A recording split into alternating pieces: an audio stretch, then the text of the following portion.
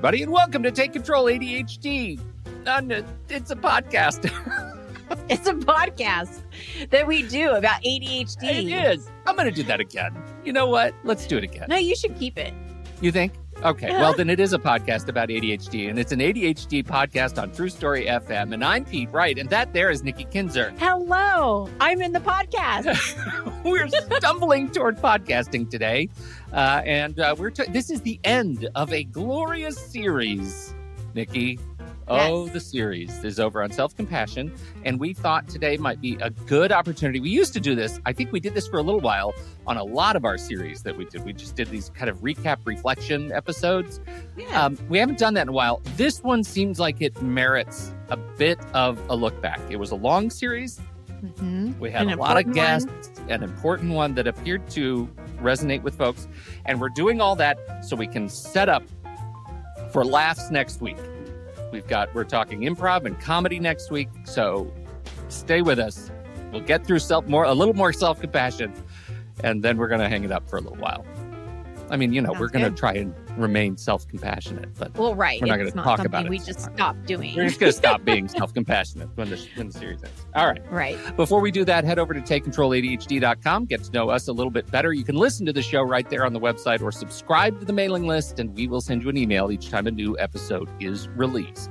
You can connect with us on Facebook or Instagram or Pinterest at Take Control ADHD. But to really, really connect with us, join us on the ADHD Discord community. It's super easy to jump into the general community chat channel. Just visit TakeControlADHD.com/Discord, and you will be whisked over to the general invitation and log in. And if you're looking for a little bit more, particularly if this show has ever touched you or helped you understand your relationship with ADHD in a new way, we invite you to support the show directly through Patreon. Patreon is listener-supported podcasting for us. With just a few dollars a month, you can help guarantee that we continue to grow the show, add new features, and invest more heavily in the community. We have lots of things going on. As we record this, in fact, we just wrapped up tax study halls that came out for members of the community. Man, you've been doing so many taxes, Nikki. Holy cow, I see Oh. those notifications every day over the last weekend. It's been really, really great to see Yes. all those taxes getting done and accountability for all. So lots of awesome things going on. Just head over again to patreon.com/the ADHD podcast to learn more. Thank you for your support. You know what time of year it is? What time of podcast? Do you know what time of podcast it is, Nikki? It's my favorite time of It is? podcast. It is. Yeah. Well, this Because is the podcast. It is As the you but it is my favorite time because I get to talk about my favorite invisible nerd tool. You know what that Oh, is. I It's do. Text Expander. It really is Text Expander. I love this thing so much. I still use it. They've been advertising on the show for, I think going on 2 years, and I still use it every single day. Here's how it works. If there is a piece of text, any piece of text, a word, a sentence, a misspelling, anything that I do more than once, that's a signal that I need to add it to Text Expander. I keep my most used emails and phrases and text messages and URLs and so much more really in my Text Expander library. A snippet can include text and links and images and code and account numbers and phone numbers and addresses, whatever you want. And the trick is, for each one of the snippets in my library, I assign a unique abbreviation. Then I expand it. I can deploy the content I need with just a few keystrokes on any device across any apps I use. Just type the abbreviation for the snippet I'm looking for, and boom, text expanded. You can get your whole team or family access to all the content they need to use every day. Just organize it by department or group and make sure all your snippets are used consistently wherever they are needed with a team account on Text Expander. This month's tip, though, is all about organizing snippets. Oh, I love that. What? You like that? That You like you're just organizing snippets. I am. I'm organizing snippets. I knew that would be kind of a trigger word for you. I think you're over there drinking your coffee, you're all quiet, and then I say the word organizing snippets, and you're all electric all of a sudden. Yeah. Well, once you get a large snippet library, it can start getting confusing to keep them all organized and categorized. I mean, you can use folders in Text Expander in the library to actually keep them all in one place, but I'm talking about like where you need them the most, like in your fingertips. And when I started using Text Expander, I chose the semicolon key as the key for in front of all of my snippets. So if I want the date stamp, I hit semicolon DS. And that expands to today's date. But once I got over, 100 snippets, and now I have hundreds and hundreds of snippets in my text expander library, I started getting kind of confused putting semicolon in front of everything. That's when I started using other characters in front of each major group. So my primary trigger is still a semicolon for my most used snippets, but now I use anything that involves personal communication, email addresses, phone numbers, they all start with an @ sign.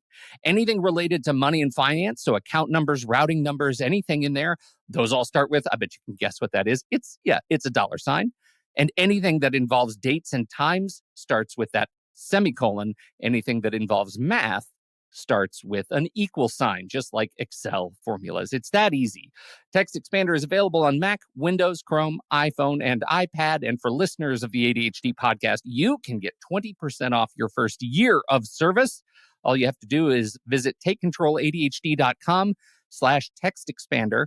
You will be whisked over to our page on their site where you can get started today. Again, if you get started now, you'll save 20% off your subscription. The way we work is changing rapidly. Make work the way your brain works by saying more in less time and with less effort using Text Expander. Our great thanks to the Text Expander team for sponsoring the ADHD podcast. We have some news. Why don't you introduce our newest team member? Oh, we have a new team member. As we continue to grow this community, we started thinking about how we needed to grow our team to support it. And we reached out to one of the members of our Discord server who has been, I mean, as I'm saying this, it's hard to introduce him without aligning him with the gifts that he uses to support this community. It's Brian, it's Brian. And he has been such a staple, Brian Brunell, in the community for so long. It just made sense to see if he would want to kick off the ranks of community moderator in our Discord server. He is such an amazing cheerleader. He is a welcome committee for new members. He is fantastic and expert in his support that he offers people when they need it. And,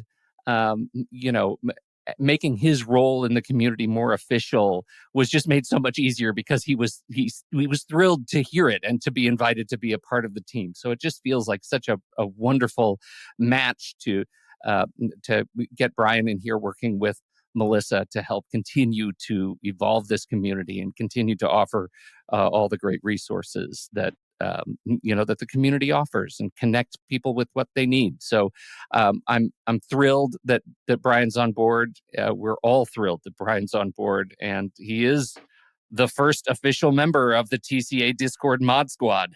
If you need him, I like that. I know. If you need anything, you can ask Brian or Melissa, or obviously me and Nikki as well over in Discord. You can find him. He is Brian M. Brunell on Discord, and I used the success baby emoji next to the Mod Squad, or maybe he did that himself.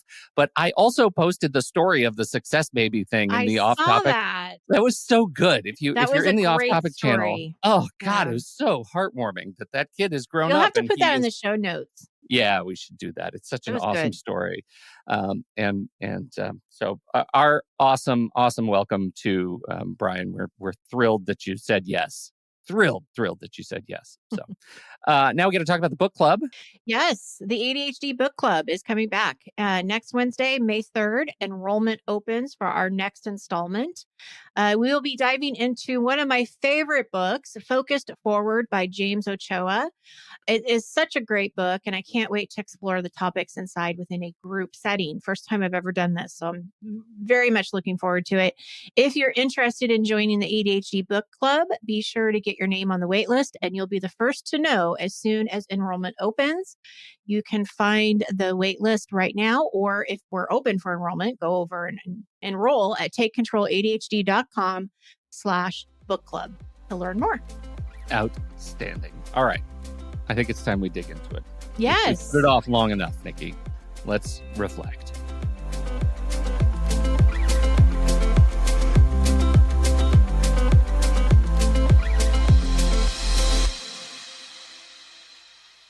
the way I did this to get prepared is I actually went kind of chronological.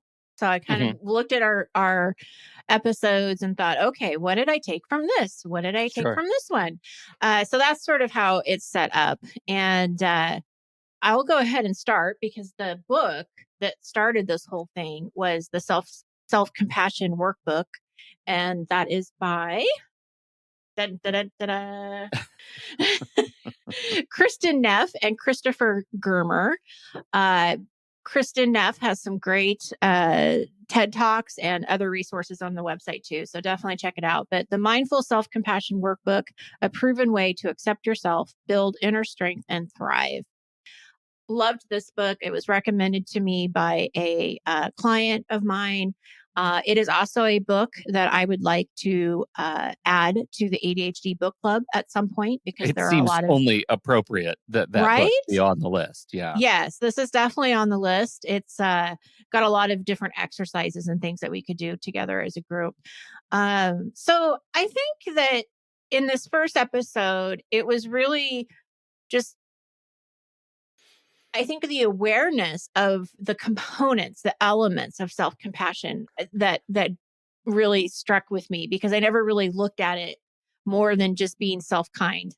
hmm But then they put into this whole it's not just about kindness, it's also about having this common humanity and being mindful of how you're feeling and not dismissing that feeling. And that was new to me. Yeah. Well, and that was also when we started talking about the language we use about ourselves, right? Mhm. And that I feel like that's where we started the conversation, and it was for me personally a long downhill, like, you know, kind of brakeless bike ride downhill of realization that I talk to myself poorly, that I don't use the kind of language to myself that I use to my friends in need. And that just was continually reinforced with every single conversation we had over the 5 or 6 episodes that we did on self-compassion. And so that's where I sort of anchored on that episode because we also wrapped it in a conversation on kindness and humanity and mindfulness and those sort of core elements. But really for me it was about, oh my God, Pete, you What are you talk a good doing? game. Yeah. But you don't really walk the talk in a lot of areas that feel completely outside of your control. And So it's that was interesting a big because deal I for could me. tell. I mean, I could Yeah. physically see you changing. Your expression started to change. You Well, it's could a tell you were bummer. getting yeah, you could tell like for people that watch the live stream, I could physically see something changing in you when Yeah, we started talking about this and how uncomfortable you were for sure. around it. And so, and I appreciate your honesty and I appreciate, and I'm sure our listeners do too, that, you're open to talk about why that's uncomfortable because it is for so many of us, Yeah. for sure. Yeah, I hope so. And I will say just talking about it, just having that on the brain, I leave here and I would go talk about it with my wife and we talk about those experiences together. And it's been like a 6 week kind of ongoing discussion about, when good things, bad things happen, how do we reflect those things in the language that we use about our relationship to it. And so talking about it does work. I Right. think, I feel Yeah. better, or at least a little bit more practiced in using better Hmm. language toward myself than I did this first episode. Hmm. Absolutely. I love that. I'm glad. The self compassion and shame episode, I think for me, it was a good reminder that, let's not sit in shame in silence. Mhm. I always go back to what you say that it doesn't survive in the light. Shame hates the sun, I know you always have to tell me that every single time. And I may not remember the exact words that you but you get the use, feeling. but I Yeah. get the feeling and I Yep. understand, what's going on there. And, we talk about as a coach, especially, there's a lot of conversation around self-compassion and shame in my everyday sessions, right? When I'm talking to people. And what's so interesting to me and such a privilege to witness is when someone is verbally processing what's going on and you can hear them starting to kind of beat themselves up But then when they're questioned, like, how do you know that that's what that person is thinking? How do you know? Right. And you start to kind of question it. They come to the conclusion themselves as they're talking through it that, wait a minute, maybe Yeah. this isn't a true story. Maybe I am um, going to the worst case scenario, Hmm. not exploring what if something else happened. Right. So I Yeah. think that that was just a really interesting topic to talk about because I see it so much in my everyday coaching. I think I think that one was interesting too because we brought shame around to the somatic experience of self-compassion. Like where do we Hmm. feel it when we're feeling negative in our bodies? And that's been something I've been trying to be more reflective of. Is like when I'm feeling that sense of self-doubt or self-loathing, do I feel it in my body somewhere? Do I have a stomach ache or do my joints hurt or do I have a sore throat? Does that get tight? Like those are the kinds of things that sort of manifest for me. And being able to connect those things as triggers that maybe my lived experience, my physical in body experience can be a trigger to an emotional thing that I haven't been able to see clearly, right? Hmm. It's like Hmm. it's like, sometimes when you eat, like if you are lactose intolerant, I don't know if you're who's lactose intolerant, but my understanding is you're lactose intolerant, you eat lactose, there will be some gap time before you get sick and you start feeling crummy. And for some people that's pretty short and some people that's kind of long, but eventually your stomach's going to hurt or something. I don't have that experience, I don't think. Maybe I do and I'm not aware of it. But uh but that physical experience tied to an emotional experience as a trigger is important to me, and I'm trying to be really Yes, thoughtful about that. absolutely. Those are those warning signs that we need to Yeah. pay attention to. Ugh. Absolutely. Our interview with Dr. Sharon Celine. I Yeah. love this woman. Well, she's I love lovely. her. She's absolutely a gem. Always so happy to hear what she has to say. And her definition of perfectionism, talking about perfectionism, was so interesting to me. The way that she talked about how there's two kinds. There's that adaptive perfectionism. There's two kinds: the adaptive perfectionism, which is motivator. Can be a motivator, Mhm. productivity, persistence, and then there's this other thing that we see more often, and that's the toxic perfectionism with the negative self esteem, rigidity, and defensiveness. And I think just really like seeing that there's these two different kinds and that perfectionism, we carry it around like it's a badge of Mhm. honor, and it isn't. It's a sabotager. Yeah. Yeah. And I think even the adaptive perfectionism, like I question a little bit. I think it's hard to see the where is it adaptive and where is it toxic? It feels like it's just all still one thing that gets in the way. Mhm. So I have more learning I think I need to do on that, Yeah. because it's hard for me to see that point. And so that, we always learn, right? We are always Yeah. learning, and it's something Yeah. to look at and say, okay, what is good enough? Yeah. What does that mean? Well, there were two pieces that I think were kind of partner pieces in that conversation that really stuck out to me. And the first one is like, what is your experience with compare and despair? Like you look at somebody Hmm. else who's in your field or doing kind of what you do, and looking at the public appearance of their experience of those things, and how do you avoid comparing yourself to them if your success is not exactly the same as their success?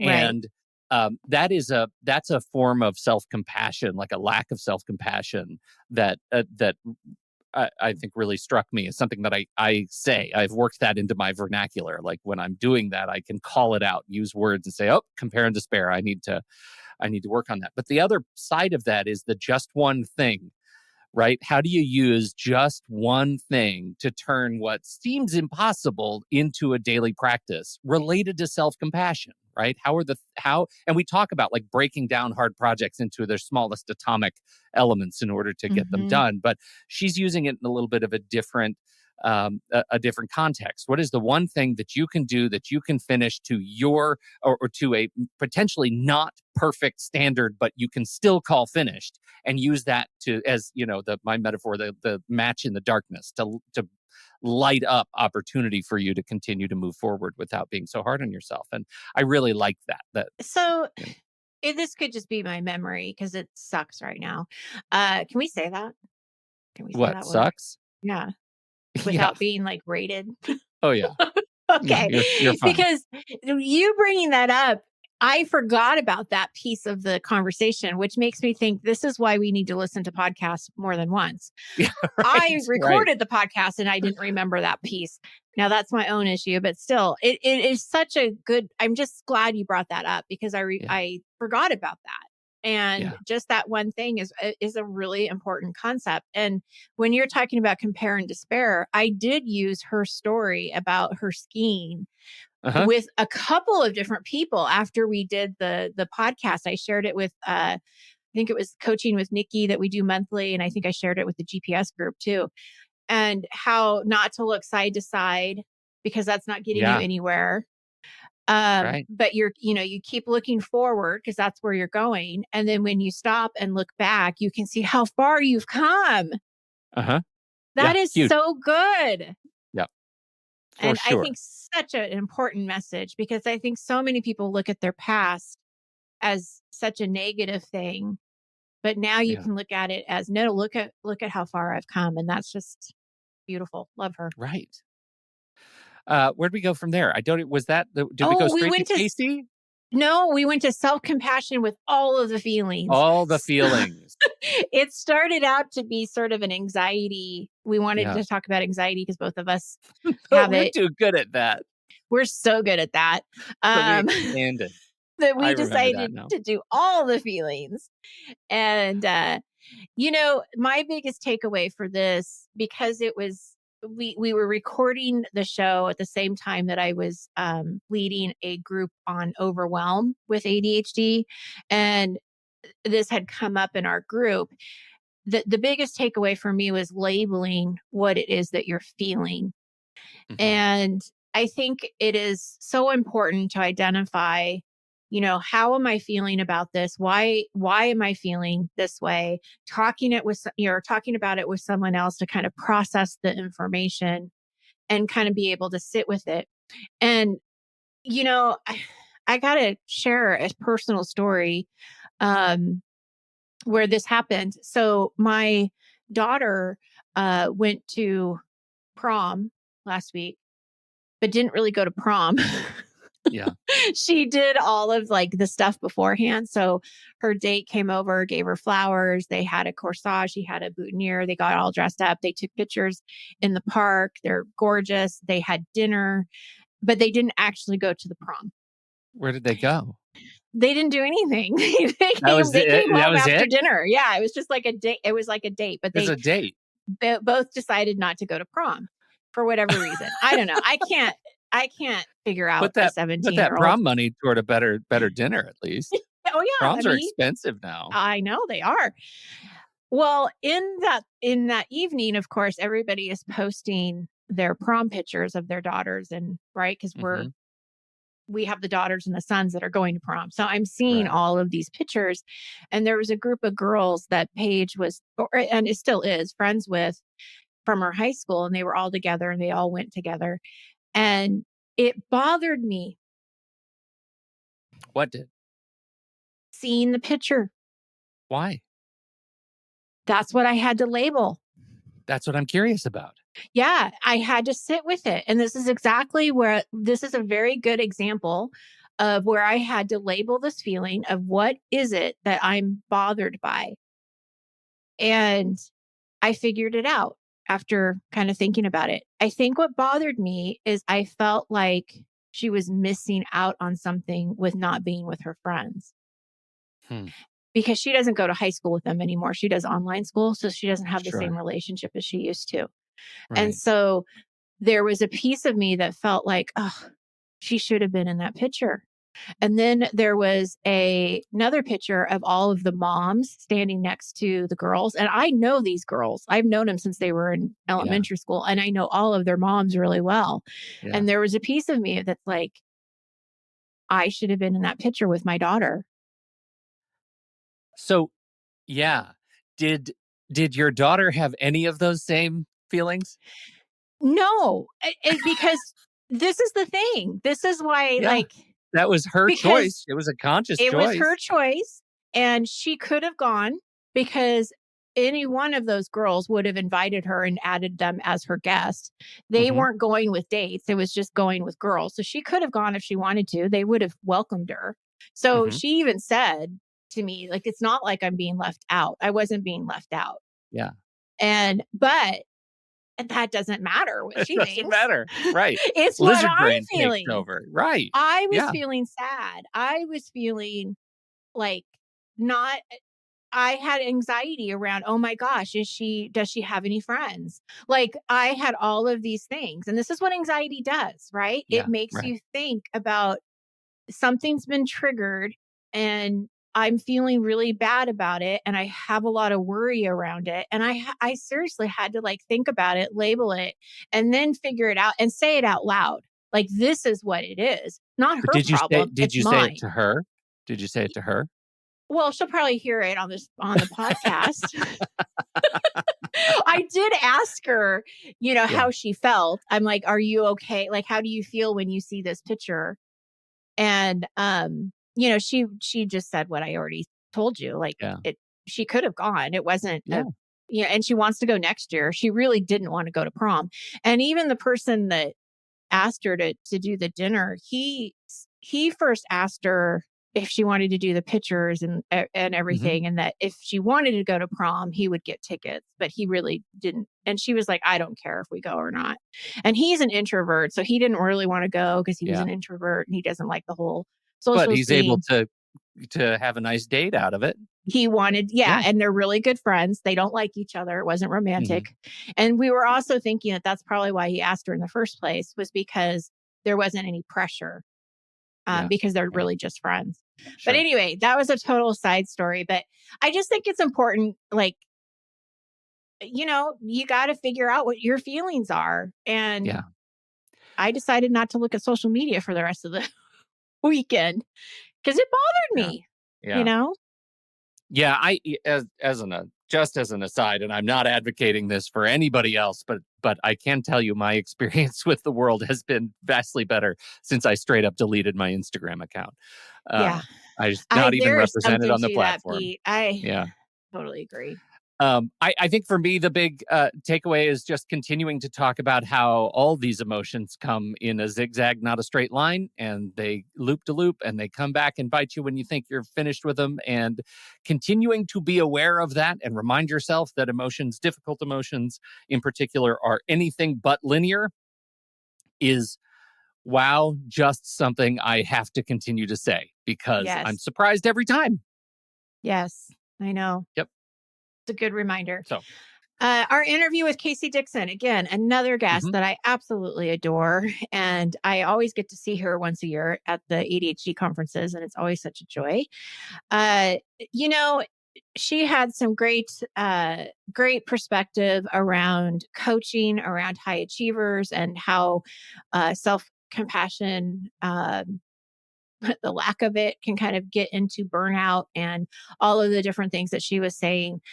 But I've got to tell you, every time she comes on, at least the last two times that she's come on, we talk about this permission to disappoint others. And it Yeah. just hits me so hard. And I talk about it in my personal life with my friends and my family. And I also talk about it in my professional life with my clients. And, it's okay to disappoint someone. And I love that she says, who can I disappoint today and still feel good about myself? What a great Yeah. question. Yeah. It's And really then I good. also like her take 20% off of your to-do list and see what happens.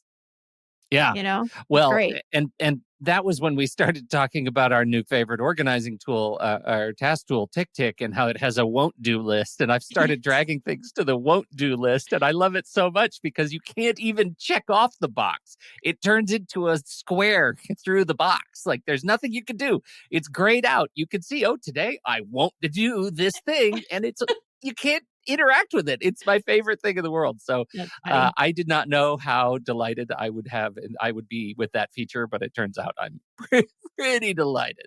Yes. Yes, for sure. And then we wrapped up with a good pivot.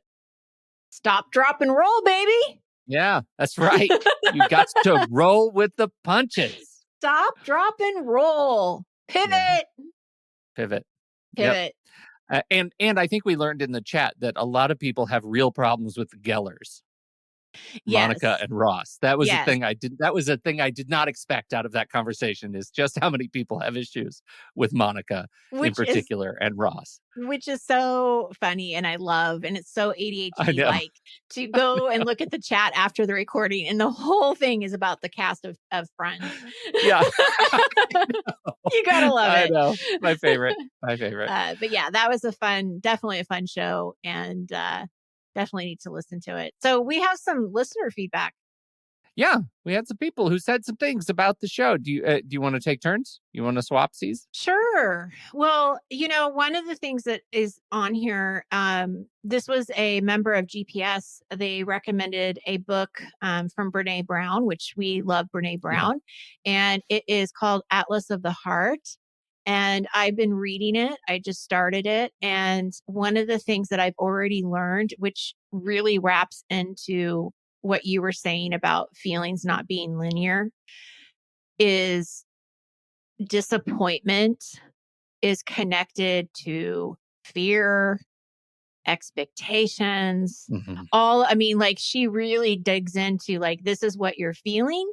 And this is all of the other feelings that are attached to that feeling. So it just kind of helps you really understand what's going on. And I haven't gotten very far in the book, but I definitely love it and recommend that people look at it. And then that was from a GPS member. Yeah. Awesome. All right. What else do we got? Well, we had this listener who said, I love this series. I will say it here as I say it everywhere. This is the best ADHD podcast out there for me. If I could afford GPS and all of it, I would do it all. I've listened to ADHD podcasts for years and keep coming back here. I even had a coaching call from Nikki 2 years ago. And when I decided to join through Patreon, it did not disappoint. It is 100% the bargain of the century. You're lovely. Aww. Thank you so much. That's very, nice. very kind coming out of that series. This is a longer one. You want to do this one? You want me to do this I one? want you to do it. Oh, okay. You got the vocals. All right, here we go. Taking Control, the ADHD podcast, is so far and away my favorite podcast that choosing between episodes is generally an impossible task. That said, the Self-Compassion series exceeded even the lofty expectations that Nikki and Pete have established with their amazing work on the show. As a podcast listener, it was certainly difficult at times as they shined the spotlight directly on uncomfortable emotions, problematic behaviors and thought patterns, and ongoing struggles that I'm constantly fighting against in my daily life. As someone who is actively trying to better understand and manage my ADHD, though, that difficulty was absolutely worth it, because every tug at my emotions was also crystal clear proof that the problem is not me or unique to me, and reassurance that there's a whole bunch more folks struggling the same way on the same stuff, and that to some extent, at least we're all in this together. At a minimum, there are wonderful people out there who can empathize with me, and as a Discord community member, I know that many of them are willing to share their vulnerability to help me with my own. Special over-the-top praise for Pete throughout this series. Nikki did a great job coaching some of the sharing out of him, but one ADHDer to another, hearing Pete share thoughts and struggles that could have been pulled directly from my own brain was deeply touching and helped me to humanize myself and the struggles on these topics to a degree that I wasn't previously capable of. Amen, and thank you. Thank you for that insightful comment, and I appreciate the compliment. I'm right there with you. He saw what he heard what I saw. Yeah, I think so. I think so. That's great. Another listener, I struggled with what to say about the self-compassion series. Tell me about it.